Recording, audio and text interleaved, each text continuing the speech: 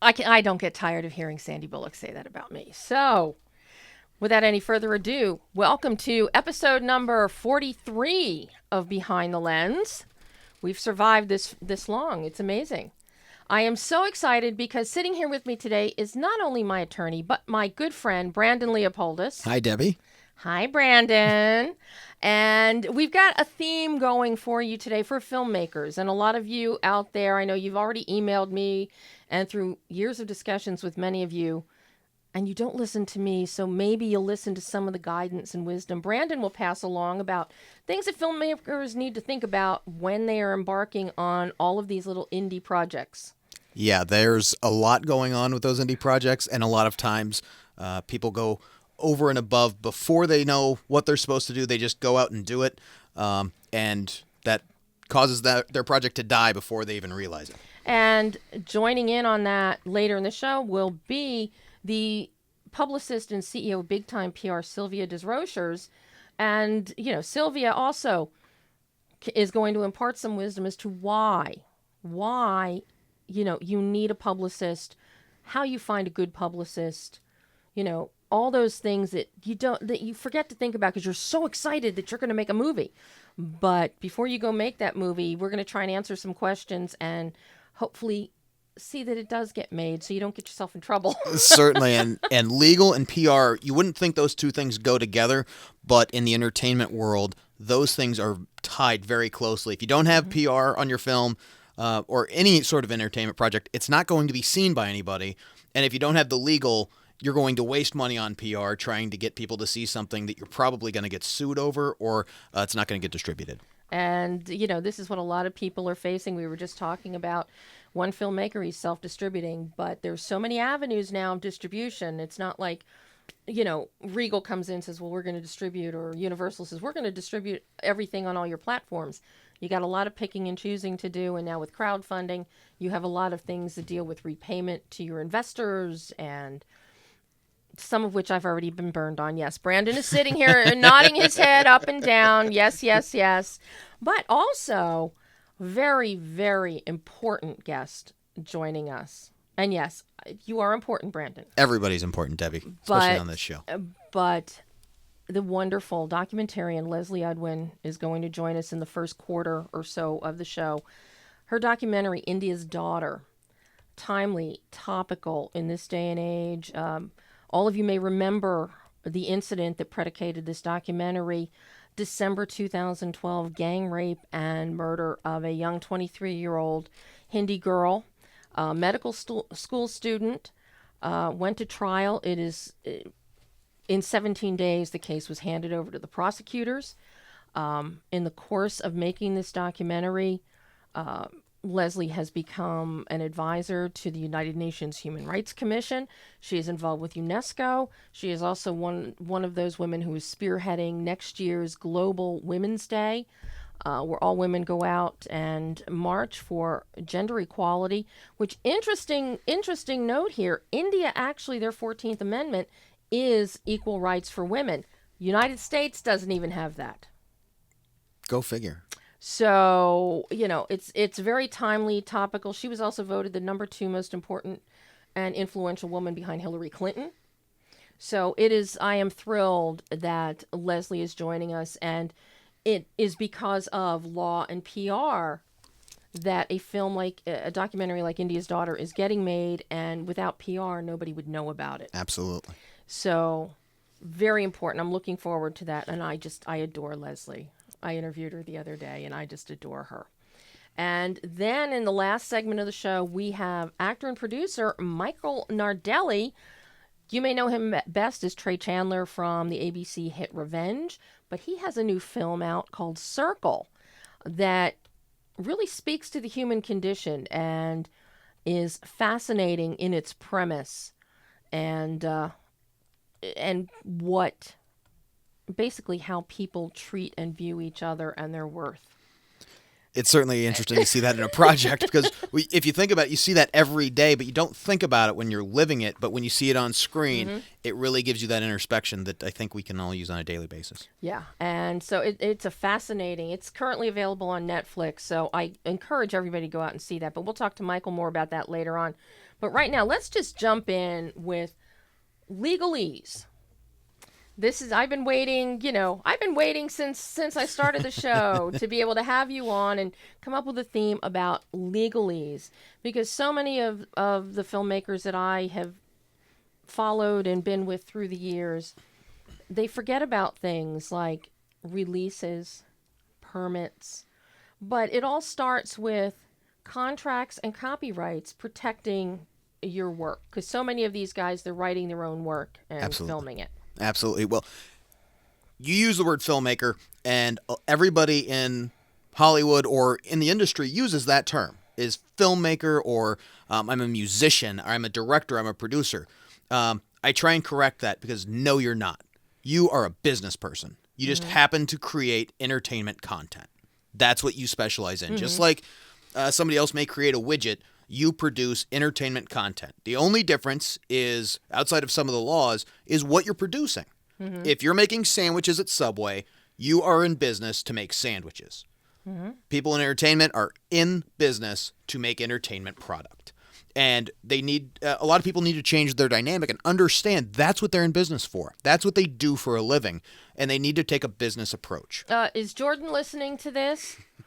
Jordan is not listening to this. He should be, with all of the projects that he works on. But Jordan can certainly listen to this on replay, so I hope he downloads it and listens to it. The biggest thing that I see is when you're starting out a project, you always, and with entertainment a lot of times, it starts over an adult beverage or something else of your choosing. Here we go again. And this was last week, the adult beverage. And it's true.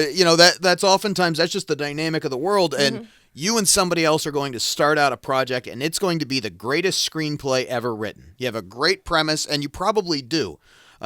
Especially in this town, people are very creative. They're the world's most creative people, really, at least in this medium. And when they start writing, they just start writing. Even though it's somebody's idea and it was born and cultivated within their own head, they bring somebody else in. And if that's the case, if you decide you're going to write a screenplay, you're going to write a song, you're going to start something creative with somebody else, you are in business as a partnership. A partnership because you're both out for the same thing. You're trying to make money on this thing. And now all of a sudden you have 50-50 rights in the state of California. And this also would apply to people like our cinematic cohort, Greg Srizavazdi. Greg has just entered into a partnership for a entertainment website. Absolutely. Absolutely. Anything in business, even if you're opening that sandwich shop, right? If you have somebody else that's involved, if you have multiple people, you all have equal shares and equal legal interest in that entity.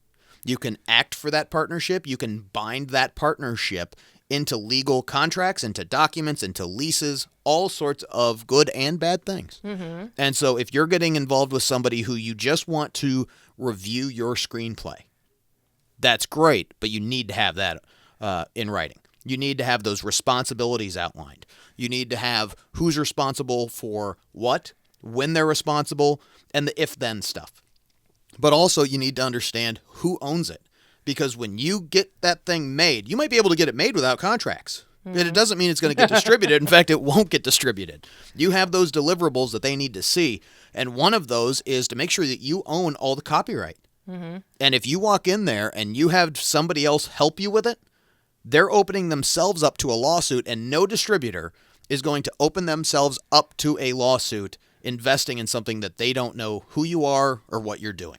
Well, and hand in hand with that also goes something, and I know Sylvia has encountered this with film clients, getting clearances for using logos, for using music. A lot of people, and I know many filmmakers, that because it was at festival level, they didn't need to get all these clearances. But the minute you step beyond there and you're looking distribution, first question, did you get clearances? Absolutely. And so a good example of this, it gets murky, right? If you're not a lawyer, sometimes you don't understand what a clearance is.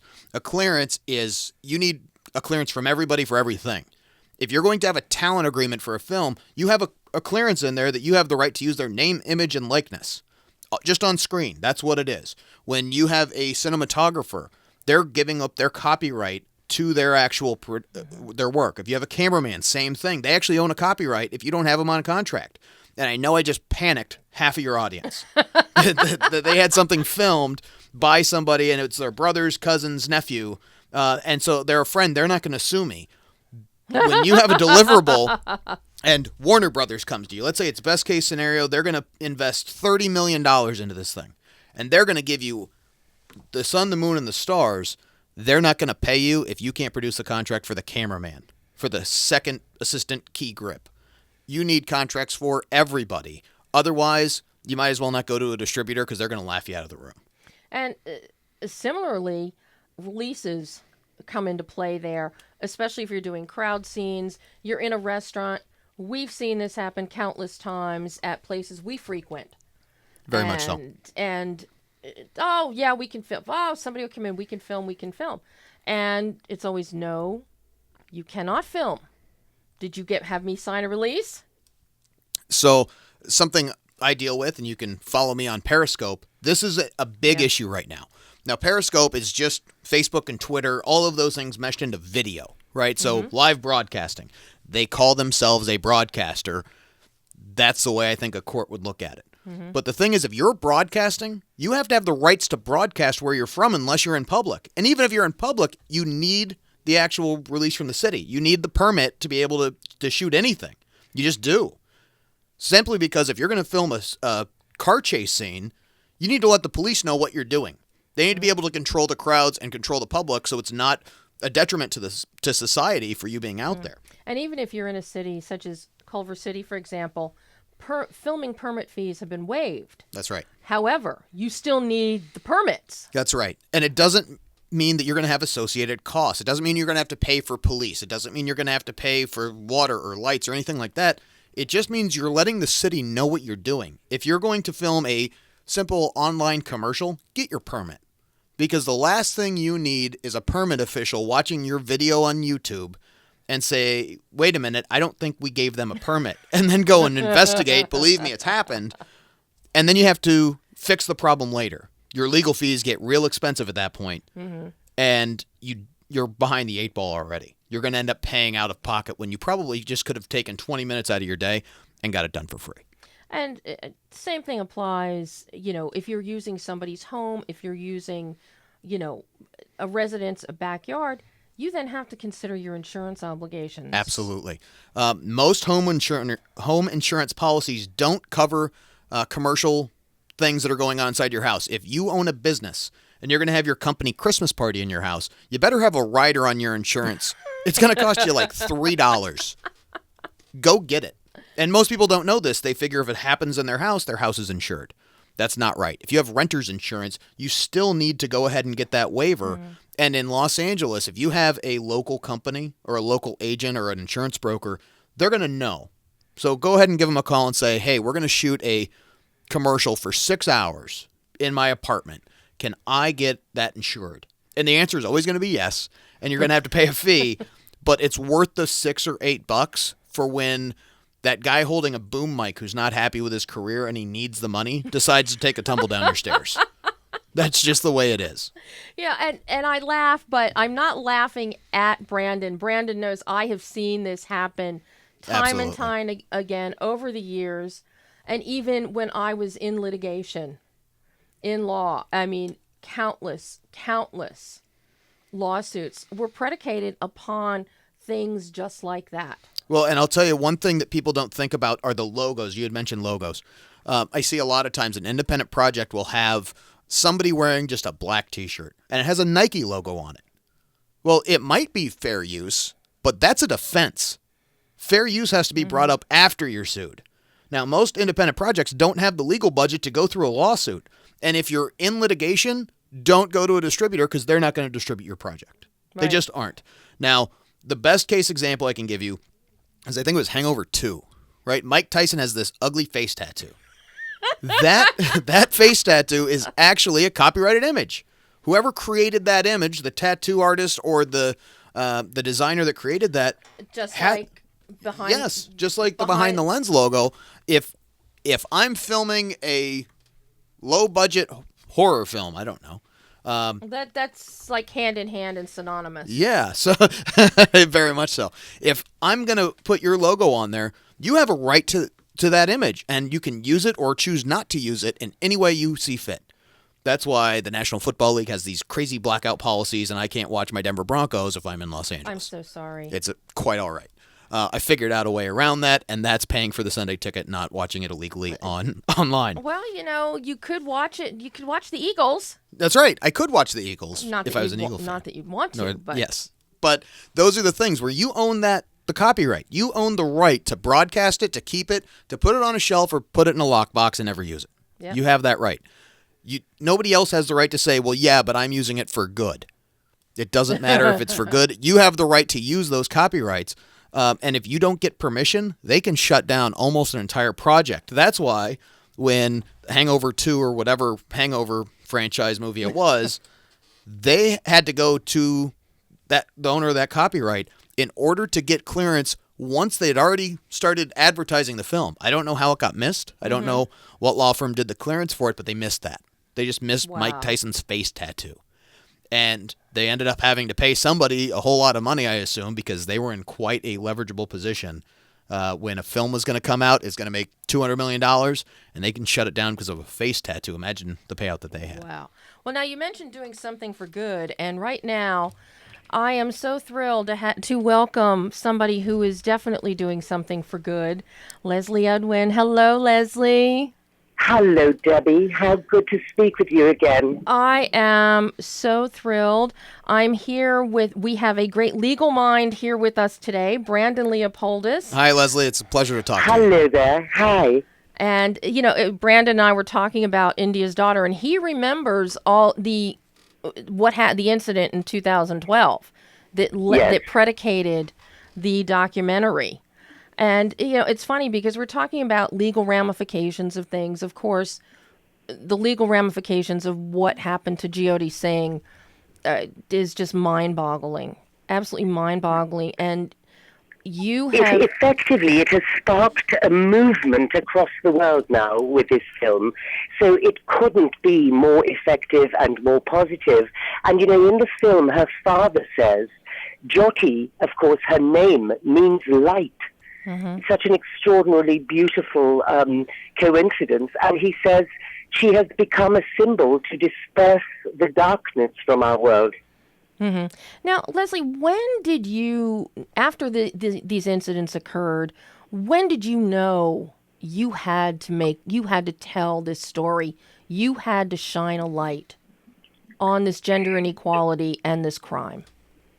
I can date that exactly. It was on the 23rd of December, which was exactly a week after the gang rape. Wow. And the reason that I felt I had to go out there and, it was my way of joining the protests, if you will, amplifying, giving a megaphone to their voices. And it's because these beautiful, peaceful protesters who had poured out onto the streets in a mass mobilization that had not been seen in India since independence, these powerful, passionate, committed voices crying for change, for a better world for women, for a safe, free and equal world for women, so inspired me, so moved me. And I'd never seen such a mobilization my whole lifetime in any other part of the world. And on the 23rd of December, once they had been out there for one whole week, day after day, the government cracked down on them ferociously with water cannons and tear gas shells. It was like a war zone. And that is when I decided I have to vote with my feet here, with my talents, with my energies, whatever they are, and go out there and join these protests. Well, I didn't physically go at that point to join the protest, but I joined them by making the film, which then sparked this movement for change across the world. Where did you, in the process of making the film, what was your starting point once you made the decision, I'm going to make this documentary? What was the starting point? Was it go and meet the parents first? Was it talk to the police department? Was it go to those awful defense attorneys? It wasn't as reasoned as that. I mean, any reasoning I did was done in my home in Denmark at the time, deciding what my objectives were. So, for instance, I decided that if I could not interview the rapists in this case, the documentary would not have the meaningful answers I needed, which were why? Why do men do this? This documentary was always going to have three pillars to it. Number one, the heart and the pulse of it was always going to be those beautiful protesters. Mm-hmm. Number two, I knew that I wanted to know specifically what we have lost with this girl's life. You know, in India, she's not named. There were no details whatsoever about her. She was just the 23-year-old medical student. Another number, another cipher. I wanted this film to be a tribute to her in the sense of naming and showing who was this person that the world lost in this hate-filled act, in this gang rape and murder. And the third very important pillar for me is, if we don't understand these men who do this, how do we hope to change them? Mm-hmm. So I knew I had to interview those rapists. It was a sine qua non for me. And that was the reasoning, if you like. And I sat and prepared a list of 150 searching questions. I consulted with criminologists, with psychiatrists, you know, to try and ensure that these were the right questions to ask and would get me insights. Other than that, I didn't plan, I'll see the parents first, or I just went with fire in the belly and just knocked on every single door I could knock on. Oh, my God. Well, Leslie, I have a question. How did you actually get to the perpetrators? How were you able to reach them, and what was that process like of negotiating the actual content of what was going to be discussed? Okay, so first of all, how I reached them, and this is a question that Indian journalists ask with gritted teeth, because, of course, they have never got such access. And how I did it was quite simply this. I asked. I wrote the most impassioned letter to the Director General of Tihar Jail, the maximum security jail in Delhi, where I knew they were incarcerated, and I put my case. I explained that it was in the public interest and to save other girls and women from going through the same kind of hate-filled violations of their human rights. In that interest, I needed to speak to these men. And she, and it may be significant that the Director General of the prison was a female, she agreed. I spent a week on this letter. I made sure it was as perfect as it could be.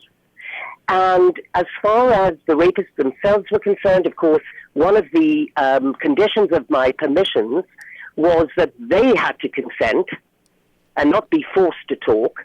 One of them refused to talk to me at all. I didn't even meet with him.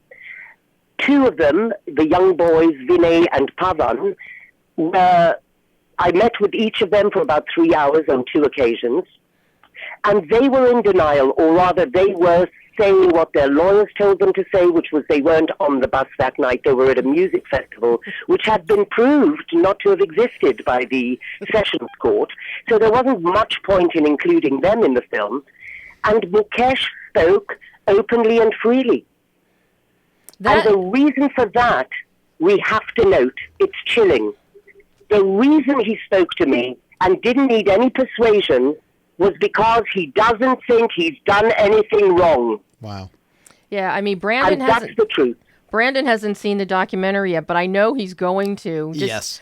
Based on what Right, I was... You're going to come in L.A., Brandon, right? It's at the Sundown Sunset Theater from this Friday, 5 shows a day for a week. Absolutely, yes. I highly recommend everybody else go see it as well. Yes. Debbie and I were talking that a lot of times we don't see these things in ourselves until we see it on screen. And so I think this is a really important thing that you're doing, absolutely, and really can bring out some of those prejudice that we are aware of and that we aren't aware of. Well, bless you for that eloquence, and that is the nub of it, you see. That is why the Indian government has banned this film, because it does not want to look in the mirror. Mm-hmm. Well, sincerely, congratulations on having it banned, because that means it's striking a nerve there. And one That's day, right. Indians will be able to see this film, Yeah. and But hopefully you it know, will it's strike a chord also then. so heartbreaking that it's been banned, because remember, I went out there out of positive motives. I was full of admiration for those Indian people, men and women, who had been so enlightened and poured out onto the streets like that, leading the world by example. I went there with positive energy for change. And of course, the tragedy is those voices have all been silent and apathetic since that extraordinary, awe-inspiring protest, which lasted for over a month. And, you know, may I just point to another deeply, deeply depressing fact. About 6 weeks ago, the same Indian government that banned my film banned 897 pornography sites. And I was thrilled when I heard that. I know the role pornography plays in the abuse of women. And guess what? Within 1 week, there was such an outcry on social media by Indian men saying, we're a democracy. We can't ban porn sites. We want our porn sites back. And the government lifted the ban on the porn sites within 1 week, and the ban on my public interest documentary, which only calls for good for women and girls across the world, that ban is still in place. Isn't that disgraceful? Unbelievable. What are their values that they can do something like this, really? Now, I have to tell you, Leslie, that your lovely publicist, Sylvia Desrochers, Sylvia's on the line with us now, too. How wonderful. I want to bestow an award right now on Big Time PR. They have been amazing. Sylvia, I love you. You are so supportive. You know, they've been passionate about this film, and that is so important in terms of, you know, PR, of course, is so important in getting the word out. But when it's just mechanical PR, it's one thing.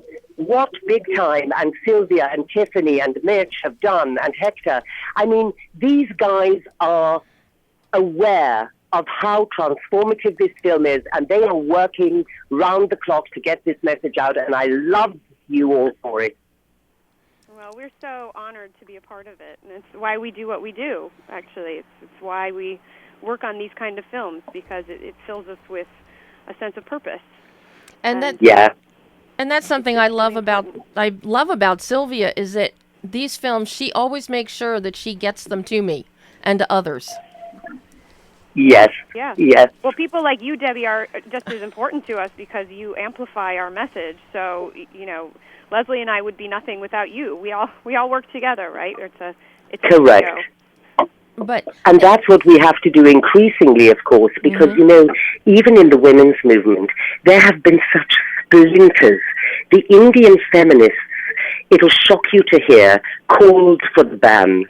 And we are so splintered. I know it's a big struggle for us because the whole issue of, you know, the equal rights for women and girls is the greatest unfinished business in the world. It's the last meaningful focus and concern of the world. So it's a struggle, and every centimeter they gain is precious to them.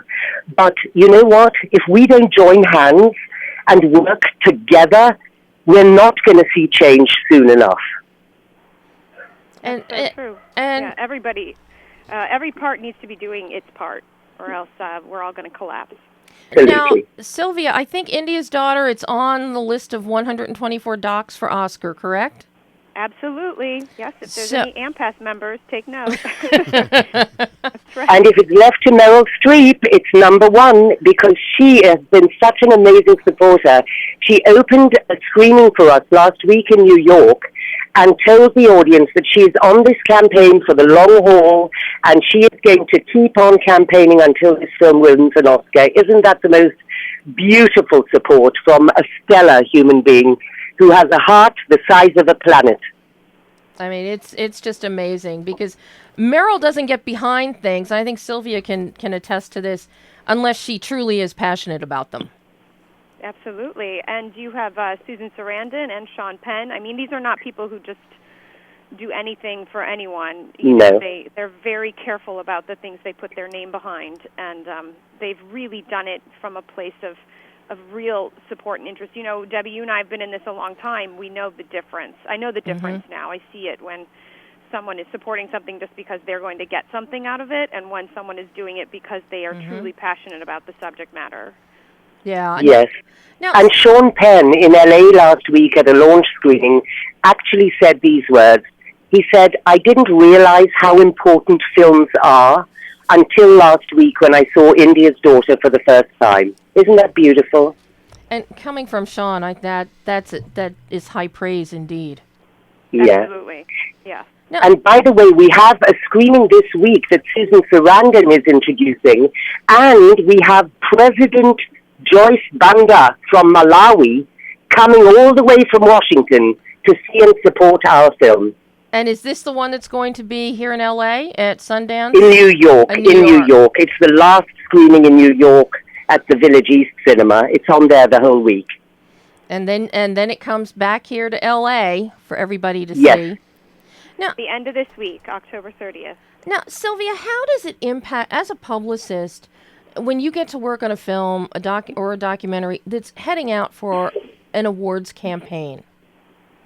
Especially a little film like this, that thanks to your efforts and the quality and Leslie's voice and the quality of the film, that is gaining speed and gaining traction, and you've been there from the beginning, and now you're embarking on this awards campaign. How does that impact you as a publicist in your approach to a film?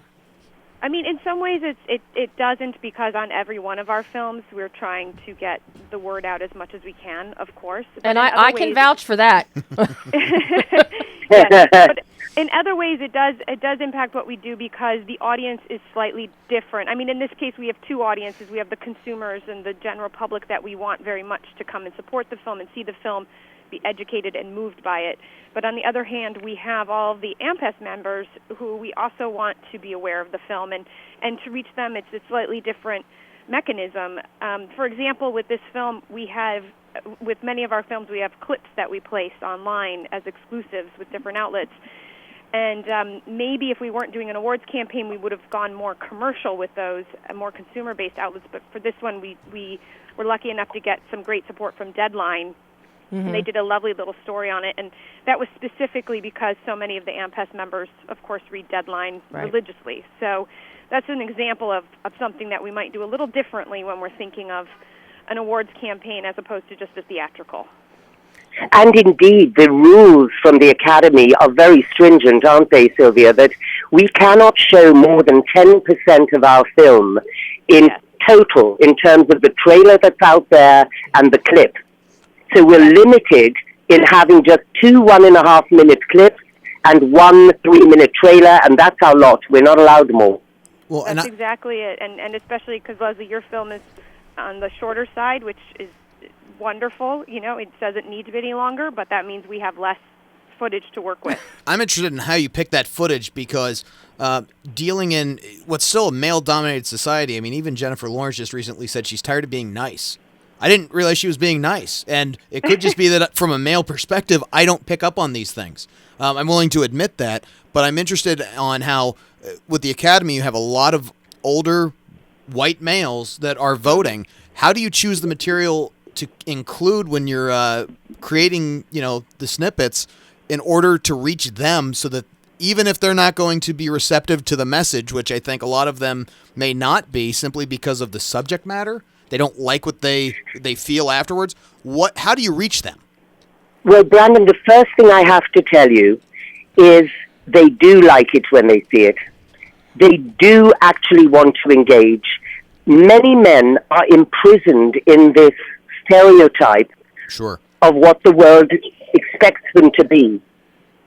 But they are responsive, and they do want to be enlightened, and they do want change. So I don't think it's right to say that they resist this message. Most of them who come to these screenings, actually some of them become activists as a result. And the other thing to say is that I haven't chosen any of the clips with any degree of manipulative thinking, this is what I need to use to reach these AMPAS members. The integrity, the truth that this film presents is the only imperative. And it's the only factor that I consider, because actually telling the truth is the mission. That is what's going to change things. And so twisting the truth in any way to make it palatable or have a greater reach is just not on our agenda. It's not something we want to do or are prepared to do. That's great, and I highly think that you shouldn't change the message. I'm curious as to how you were going about that, and I think standing strong in your belief and really the message of the film is a great way to go. Yeah, I think absolutely, and it's working. Actually, how many people have responded to it. I understand your question, and it's something that, as a publicist, I think about all the time, is how our audiences will respond. But I think, actually, along the lines of what Leslie's saying, I think a lot of white men probably don't see themselves very much in the rapists, you know? So, I'd hope for not, better or worse, they're responding to it very positively. So, you know, it's thankfully. But having said that, Sylvia, I agree with you, but I think that one of the strong advantages and the power of this film is it makes them understand where a certain kind of thinking, which may be subtle in them, can lead to this when it is adhered to in a kind of slavish way. So they do still recognize that patriarchy and gender inequality, the mindset, is the problem. That's the disease we're dealing with. Sean Penn said that so beautifully at his intro. I was really touched by that, actually, that he said, and Leslie, you might remember it better than me, but something to the effect of the film made him rethink what it meant to be a man. Correct. It made him rethink manhood, the notion of manhood. Yeah, and I thought that was really beautiful. So, I mean, and on the other note about picking clips, just on a practical note, we do always advise, or if we pick them ourselves, or if the filmmaker picks them, we just try to choose ones that are going to be the most compelling. And you have to remember that people are watching these out of context. So that's the most important thing for us, is we try to choose things that play really well out of context, and will make people want to see more. That's basically what I think when I watch them. And Sylvia, you do that even when you're handling a film at the festival level and you're sending out clips. Yes. You know. Yeah, every film has clips usually that we pull. It's just if something's at a festival, we usually only send out one, because we want to save a lot of that information for later, for when a film is at the point where Leslie's film is, and you know, there's a wider audience that can see it. We don't want to share everything too early, and that would be one of my biggest pieces of advice to any filmmakers out there, is you want to wait to share the most information about your film when it makes the most impact. So you want to wait until the most number of people can see your movie, which for Leslie is now, because it's in theaters. Yeah. Now, will India's Daughter be expanding beyond New York and Los Angeles? I'm happy to tell you that we've had 2 offers from independent cinema chains to do just that, and I'm in discussion with both of them, and I'm sure that it will be extending beyond that. Thank God. Thank God. Because this is a film that, you know, my passion for this film, Leslie, and and Syl knows how it struck me. I mean, it's like the first thing I typed to her after I screened the film from the car was, I want to reach onto the screen and grab the defense attorneys and strangle them. Yes. God bless you for that. Well, I didn't, and Brandon doesn't know why I say that, but there is, while they are being interviewed, while 2 of the defense attorneys are being interviewed on screen, the one actually says if his wife or daughter or female member of his family, if they went out without a male family member accompanying them, he would take a can of gasoline, douse them in it, and light them on fire and let them burn. That's nuts. And that was a defense. And he believed it with all his heart. That's nuts. Yeah. You know, I feel for his family and his wife and daughter, if he has them. I don't know how he convinced somebody to marry him. I don't know if it's an arranged marriage. I don't know the background of it. Brandon, here's the worrisome thing. That mindset is ubiquitous. And we really, really have to acknowledge, difficult as it is for us, that it's ubiquitous across the world. It's only a question of degree and characteristics. Very much so. You see it in this country as well. And so you do. 1 in 4 girls is raped on college campuses in this country. And that's why I asked that question. In this country, you don't even have the Equal Rights Amendment Act ratified. That's right. And that's what drives me crazy Yeah. when we see a film like yours, from what I can gather, where it has a very strong message. I think a lot of people don't like to see those qualities that they know are probably not correct inside themselves. And when you're watching a film, oftentimes you're going to relate to the good and bad of characters, even in a documentary. And so I'm wondering, that was my reason to ask the question of how do you reach those people that they don't like to see the bad in themselves. Instead, they're going to vote on the animated feature every year, but they're not going to vote on something that really has a standing resonance in our community. But I think. Well, I'll tell you why I'm optimistic and hopeful. Because I have had a spate of emails from Indian men, and these emails all have the same theme. They're basically reaching out to me for a conversation, and they are variously saying in different ways, of course, expressing the same thing, which is, I promise you that I respect women. I swear to you I would never lift a hand to a woman. I couldn't even think of raping a woman. But I recognize my thinking in the thinking of the rapists and the lawyers in this documentary. Help me understand that. Yeah. But they're reaching out, sending me emails, asking for a conversation. They're not running away from it. And that is the most optimistic notion, for me. Sure. It's transforming individuals, this film. Well, they're speaking out for a silent group of people in their own country, whether they're family, Yes. friends, or otherwise. If they're going to reach out to you, that means there's hundreds of thousands more that are seeing the same thing and wondering why it has to be that way. Mm-hmm. Correct.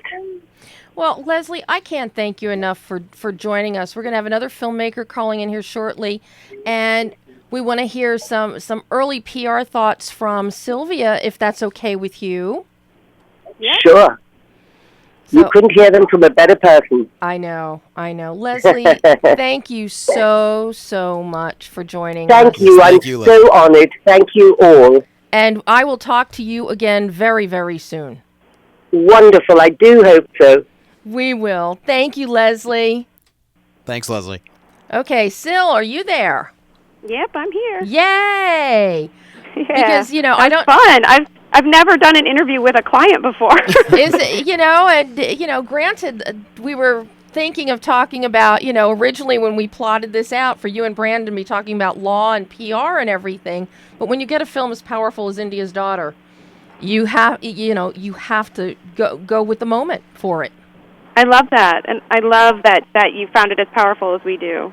So thank you. I mean, I just love that. But something else that's very powerful is the power of PR. And at the top of the show, Brandon was giving some great advice to filmmakers about contracts, copyrights, clearances.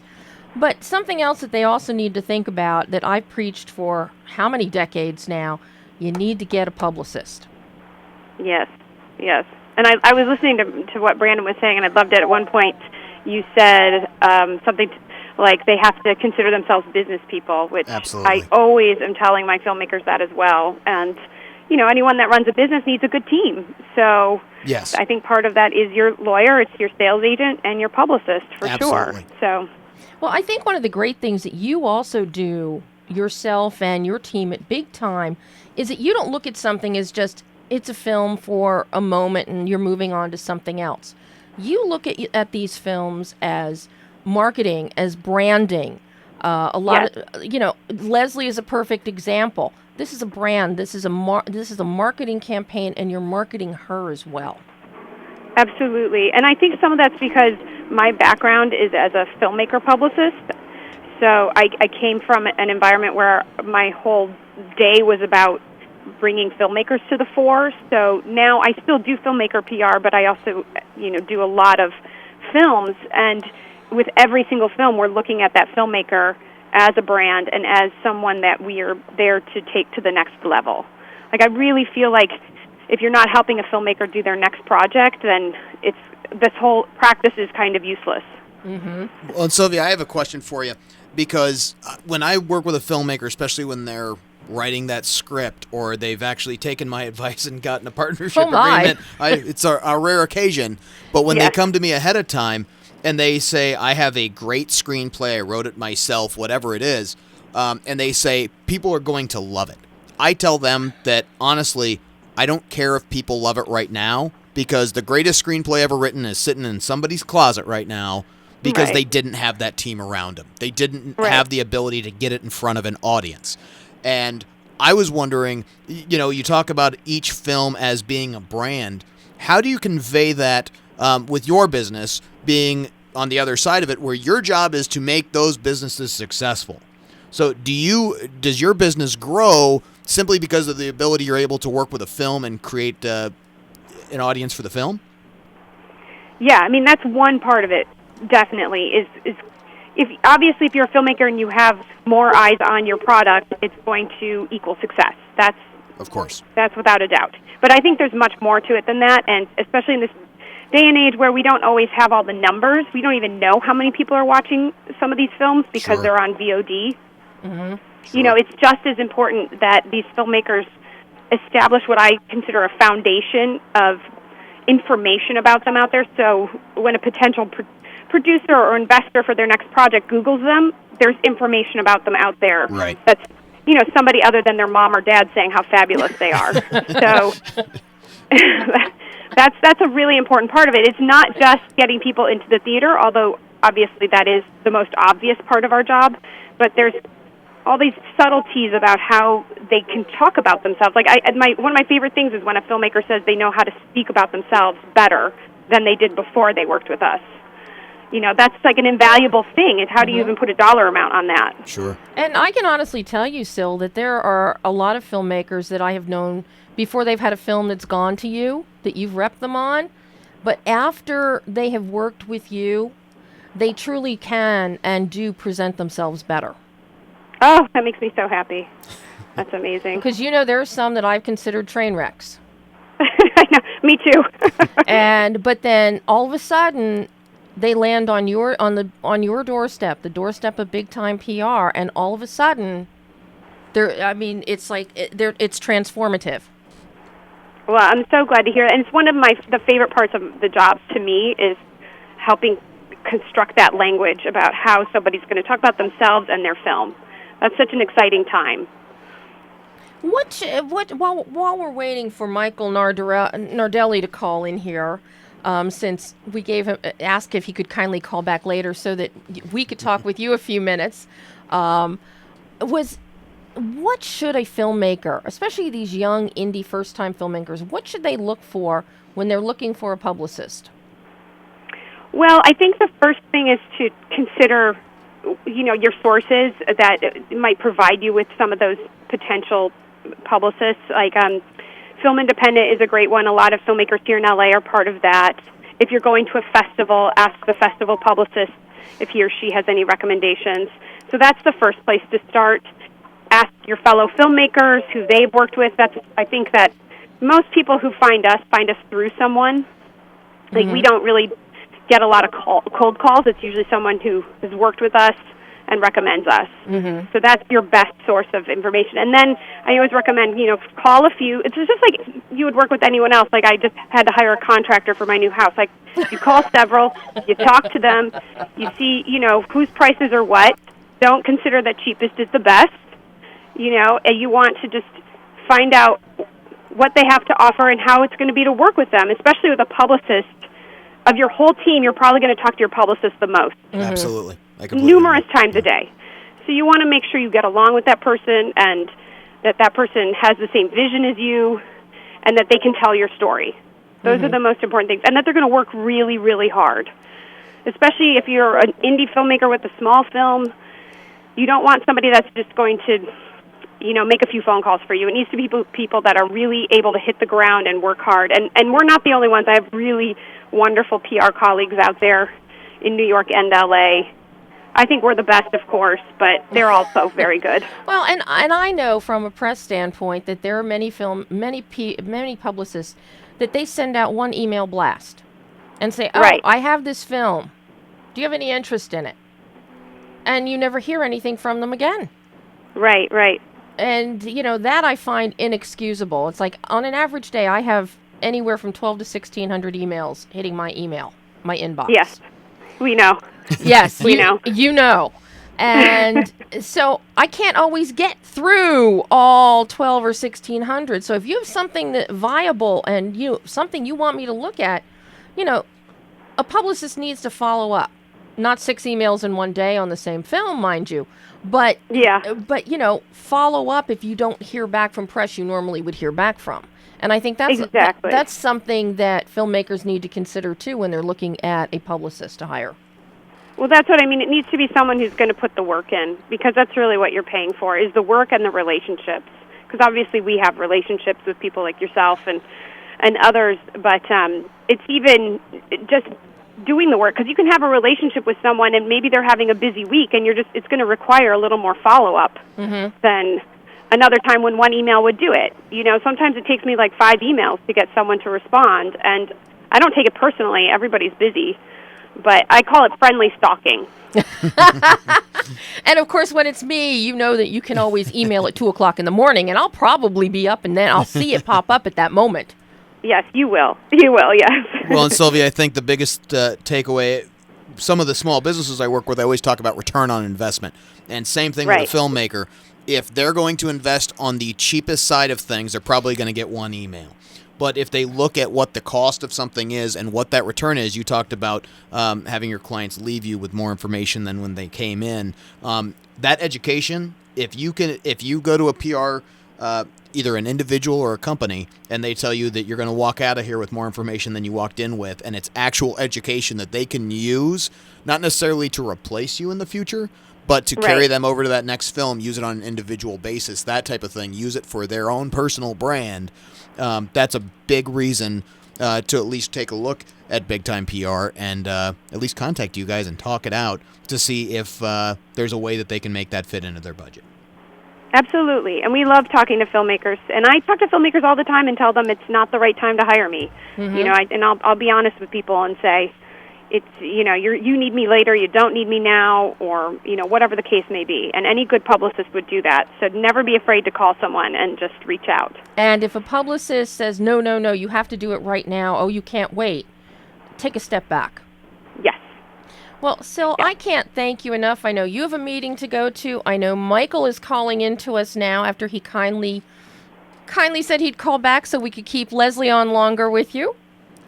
Wonderful. So I'll tell him I said thank you. I will, and I will talk to you very, very soon. Indeed. And, of course, we'll have all the social media information on the video, and the audio replay will be playing after this. It'll be on iTunes and everywhere else, so people can hear the lovely Sylvia. Thanks so much. This was fun. Oh, we'll have to do it again. Absolutely. Thanks, Syl. Thanks, Sylvia. And is this the wonderful Michael Nardelli? It is. Hello, Debbie. How are you? Oh, Michael, thank you so much for calling back. Leslee Udwin was on a roll there with her impassioned thoughts about India's daughter and the state of affairs. And wow. Well, that sounds much more important than what I have to say, so that was good. Oh yeah. So what do you have to say? You're talking. You're here with my attorney and our legalese expert today, Brandon Leopoldus. Hi, Michael. How are you? Hello, Brandon. Are you guys having snacks? What are these snacks?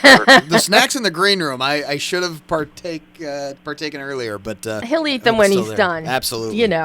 But yeah, too bad you're not here. Were they here. good? Were they like M&Ms or something? No, I actually got healthy snacks. There's mango slices, there's chocolate chip arugula, and then there's little beef sausages and cheese. Oh wow, you went all out. I am a good executive producer, creator, and host. Let me tell you. I'm impressed. Yeah, nobody ever has little sausages for me. Well, see, next time you'll have to come in studio in person to come on the show. I would love to. I actually just stepped off a plane in Savannah, so I'm far away from you guys right now, because you're in Culver City, right? Yep, but the studio is in Whittier. Oh, okay. This is a real live, honest-to-goodness studio. But, but Circle, this is a really, and it's funny, my DP, Jordan Johnson, actually, Circle is in his Netflix queue. And what? Oh, good. What was it under? Jordan, what's it under? Is it under in your Netflix queue? I can't hear him. I can't hear him either. Oh, we have to get a mic to him to find out. And I do not I believe it was just under new releases. Oh, new releases. New releases. New releases. That's cool, because they told me it takes a couple weeks for it to, I don't know, like however their metrics work or whatever, to get it to the right people who they think are going to want to watch it. So. Well, that's the first thing that Jordan said when he walked in today, and Brandon and I were talking about the film. It's in my Netflix queue. That's awesome. So good. I'll watch it now. Good. Glad we could put a smile on your face today about that. But I know. Circle. They're doing their job. Circle. You're also producer of Circle. You don't just act in it, and I'm not giving away the spoiler, but you got yourself a nice role in there. Yeah, if you're going to produce it, you might as well get yourself a good role too, right? Because producing's a hard job. Producing's a very hard job, especially with a film. But yeah. this subject matter is fascinating, absolutely fascinating. What attracted you to this whole idea? Because it really is a great condensed study of human behavior. Yeah, I mean, that is kind of what attracted me to it. I love, I'm a huge film buff, but I'm a huge sci-fi genre fan, like kind of like old school, Twilight Zone kind of things where it was sci-fi that had a purpose or was, topical or relevant. And I was actually telling somebody that a couple weeks before I read the script, and then I saw Mario and Aaron's YouTube show. The directors have a YouTube show called The Vault, which kind of has a similar mentality to it, Circle.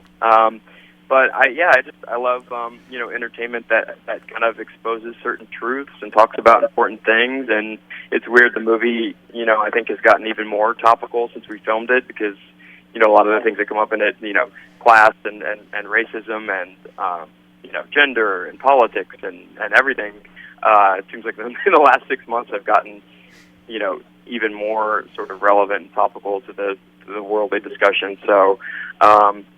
People who want to just watch a fun thriller, I hope, will like it, and then people who are looking for deeper stuff to talk about will like it too, I hope. And that's one of the things that I love about it, is it stays with you after the credits roll. Yeah, definitely leaves you on a bit of I don't want to say somber note, but leaves you kind of thinking and wanting to discuss things, and there's a lot of kind of dark humor in it too, I think, that people are responding to.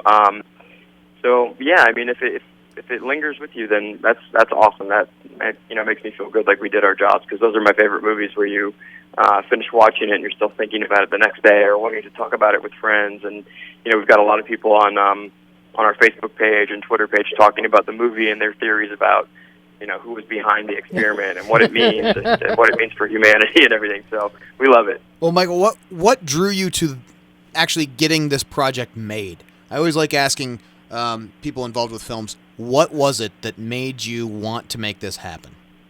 Well, I mean, I guess it was an instinctual thing where I heard the concept and I was like, oh, I would watch that. Like, because my brother and I have a production company and we read different scripts and develop some of our own stuff. And it's usually, especially with this one more than anything else we worked on, was like, oh, if that was in a theater, I'd go see it. If that was on Netflix, I'd watch it. Like, I'd want to know what that concept was about and what those 50 people did and who survived and how did it end and where does it go from there, kind of thing. So that was my gut reaction. But then when I read it, it definitely hit all those check marks of, like, is it talking about something relevant? Does it have a reason to kind of exist right now? There's a lot of movies that are made that are just kind of, they're made for entertainment, which is great, but I always like movies where I'm like, okay, I get why that was made in 2015 and what it was saying about the world and politics and people and, all the important stuff.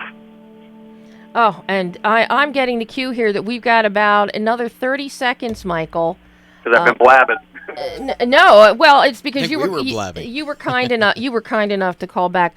I have to ask you: will you come back and on one of our subsequent Mondays here, do another call in so that you can have a full 15, 20 minutes to talk about Circle and your other projects? Sure, I would love to. Yeah, definitely. Thank you. You just pick a Monday and it's yours. Okay, I'll talk to Delta and we'll figure out a good Monday. And yeah, I'd love to talk more. And if anyone's out there who's seen the movie and wants to talk about it, like I said, we're on Twitter and the filmmakers are answering questions on a thread on the IMDb message board where a lot of people are writing in, and then you can find us on Facebook too.